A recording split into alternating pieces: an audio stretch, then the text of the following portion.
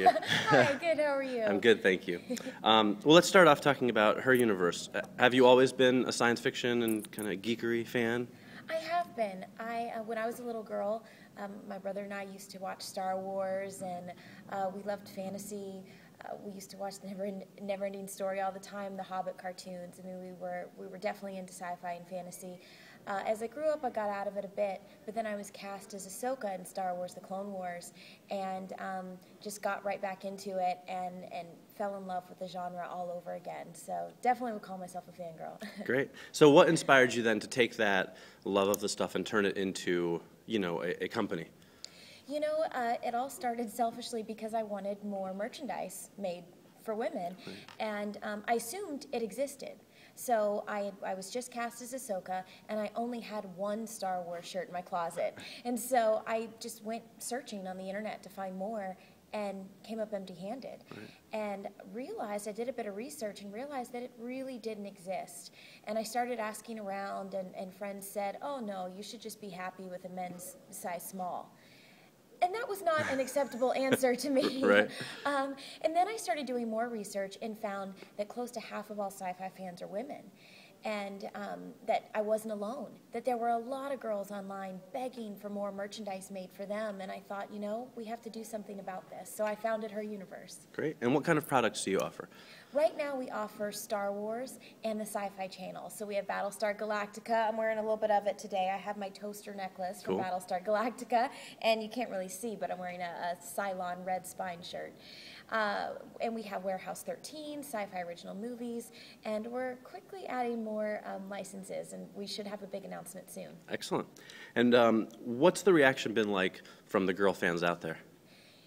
It's been a lot of thank yous, and not just from female fans, from the guys as well, because there's a lot of guys whose wives, girlfriends, sisters, mothers, daughters that are huge sci-fi fans, and they're excited that they finally have something to buy for the women in their life that love sci-fi, but more importantly, everyone has really just been overwhelmingly supportive.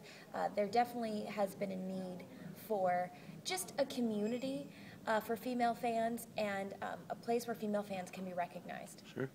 And so as a sci-fi geek girl, if I may, what are, besides Star Wars, what are some of the properties that you love? Oh, geez. Well, Star Wars obviously will always have a special place in my heart because all of this is possible because of Star Wars and my role as Ahsoka. Lucasfilm really, they were the first company that just gave us a chance. And, the Sci-Fi Channel, I was really excited to take on that as a license because I'm a huge fan. My husband and I, we love Battlestar Galactica. I mean, love it. We watched the whole series, We got the DVD set and powered through it. I'm a big Warehouse 13 fan. I'm also a Doctor Who fan. Just a little bit of everything. Great. And now, speaking of your husband, actually, that leads right into my next question. So obviously, your husband's a baseball star. Now, you mentioned he likes Battlestar, but does he kind of get the whole geek obsession thing? It's sort of a different world for him. How does he sort of react to that? Everyone watching this on video doesn't know that he's sitting right to the right of me. I would definitely call him more of a convert. I'm converting him, and it's not because he wasn't interested in Star Wars. I mean, he went to the movie theaters and watched Star Wars when he was a kid, just like almost everyone else. But obviously, being into sports, that was truly his life. He's played baseball ever since he was a little kid nonstop. And it has been something that I'm enjoying. We're doing it together. Like I said, we powered through Battlestar Galactica together and loved every minute of it.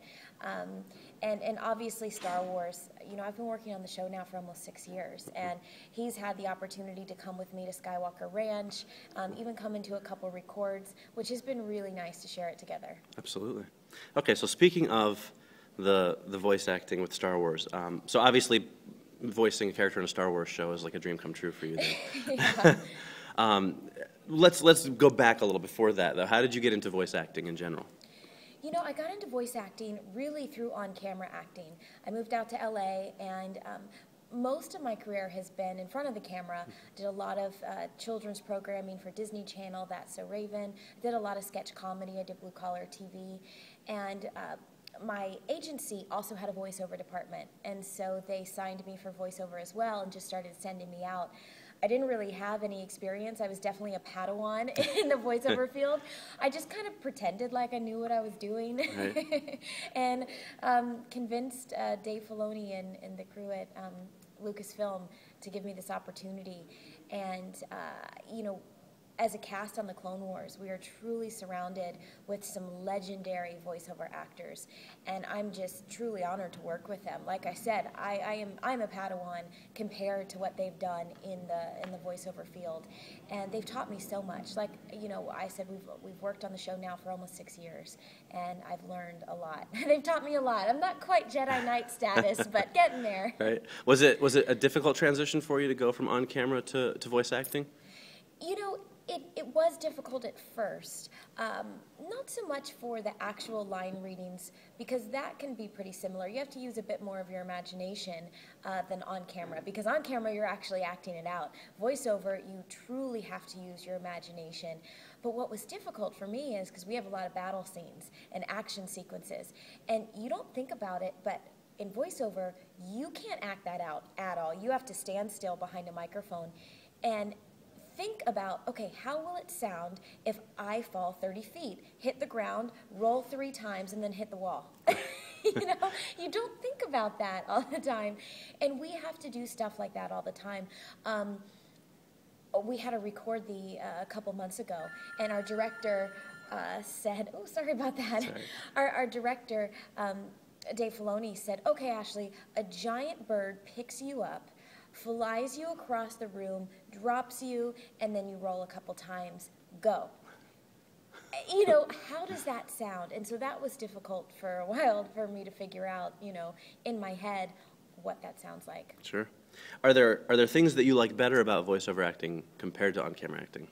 There are definitely things that I like better about it.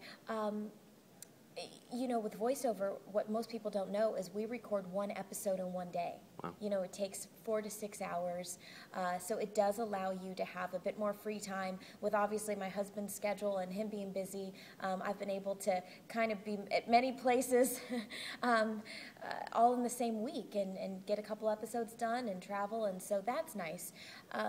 But, you know, there's things that I love about both. Obviously, on camera is kind of where my roots are, where I got started, my first love. But voiceover is just, it's nice to be involved in different aspects of the entertainment industry. Absolutely. So how do you get into character to play, you know, this alien warrior? What's your process? I was fortunate in being cast as Ahsoka because part of the reason I was cast was my actions in between takes. In the audition process, they wanted me to use an Icelandic accent, which I was awful at.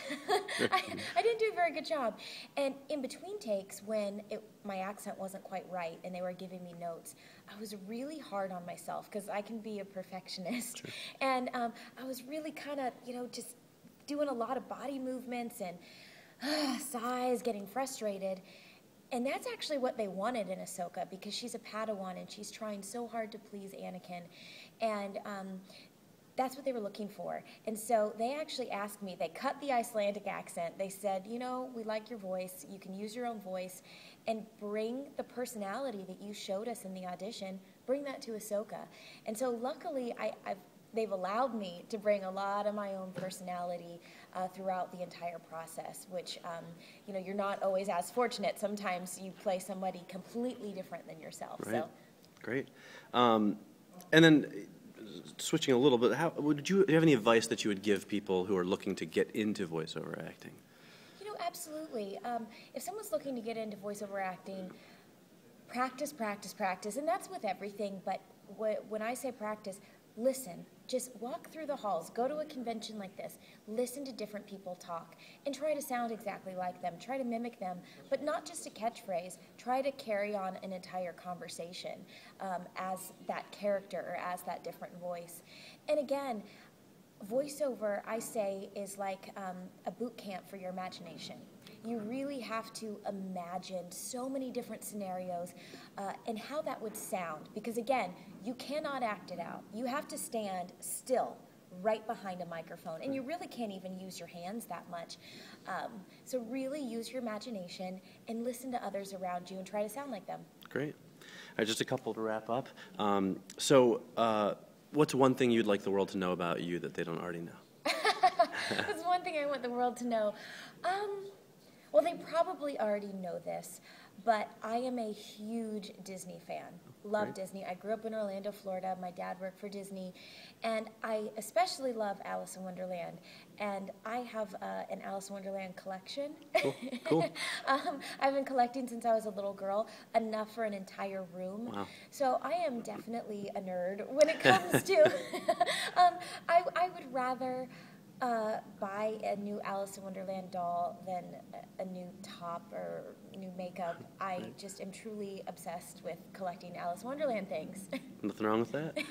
And then finally, going back to her universe, if people watching this want to get the merchandise, where can they find it? Oh, definitely. You can go to heruniverse.com. It's our website.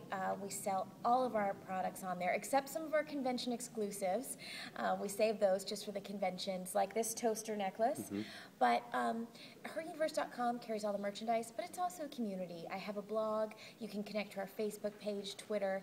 We've developed a really nice community of fangirls, and that was my goal from the beginning, is to not only have a merchandise line, but to have a community for female fans. And, I just encourage fans to come join the conversation. Great. Well, thank you, Ashley, very much for taking the time to talk to me. Thank you.